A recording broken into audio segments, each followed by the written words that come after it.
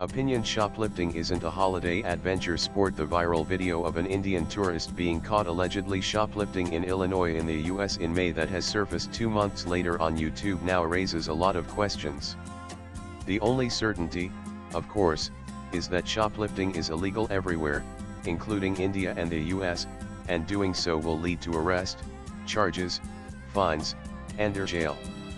Moreover, given the ongoing crackdown by US authorities on criminal activity by non-citizens, it could lead to the forfeiture of all future entry. But why would a woman who could pay thousands of rupees to buy plane tickets and a visa to visit the US then get caught trying to walk out with 1,300? Some reports say just 300 worth of goods from a mid-market chain store like Target, stuffed into reusable bags with tags torn off. Even the woman's attitude caught on video was strange. She seemed utterly unable to understand she had committed a felony and would end up with a fine if not a jail term as a penalty. She appeared to be appealing to the goodwill of the security staff of the store and the policewomen who came to arrest her, apparently believing that offering to pay for the merchandise that she had tried to take out of the store was a viable solution. Shopping in the store for around 7.5 hours and exiting several times earlier before being caught the last time is extremely odd too. Is that evidence of utter naivete, cunning disingenuousness, or a mental health issue? If indeed the tags had been removed from many, if not all, the goods, it indicates there was premeditation to cheat. That she apparently also gave a wrong first name initially to the security staff also signals evasiveness, as does the fact that she basically refused to hand over her passport, saying she was not carrying it, although most travelers generally do so while shopping abroad. She also did not reveal any tangible details about her family in the US or India. It has emerged now again on social media that her brother is a senior member of a religious group in Illinois. But walking out with piles of purloined merchandise in a trolley hardly seems like a grand master plan to defraud Target. Even the total value of the goods was rather paltry considering the potential consequences of crimes like shoplifting, especially in the increasingly xenophobic US now. Could she then just be an inveterate kleptomaniac? Most people, especially those who travel, are very aware that the US authorities have been using almost any reason to revoke visas and deport foreigners these days.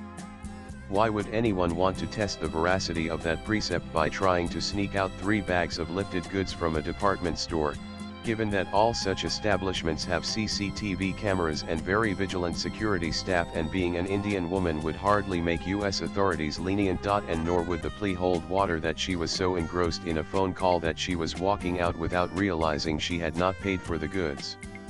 That she spoke English fluently and clearly and appeared to have no trouble understanding the American accents of her interlocutor suggests that she was not a stranger to international travel and the laws and norms abroad. Had she not spoken English, would the authorities have been more strict or less? One argument she repeated several times to the security staff and law enforcement officers, however, does arouse suspicion. "I'm willing to pay for it, the goods in the trolley, so what is the harm?" That is a line that many Indians back home will instantly identify as a common one dished out by many well-heeled and entitled lawbreakers to get off the hook for all sorts of repeated wrongful activity, from shoplifting and traffic violations to damages and large-scale fraud. Remember, the fugitive liquor and airlines baron Vijay Mallya's current claim is that he has paid back all the loans he had defaulted on, though his creditors vociferously disagree. Even if he did pay back, it was after considerable judicial pressure, repossession, and sale of his assets, et al. He certainly did not pay off the loans within the stipulated time. Just like this shoplifter walked past banks of payment counters and exited one set of doors before being stopped. Unfortunately, the alleged shoplifter's act is being used as a reason to criticize India itself. Jealousy is the most obvious reason. Every nation has shoplifters, but India's rising prominence has made it a target.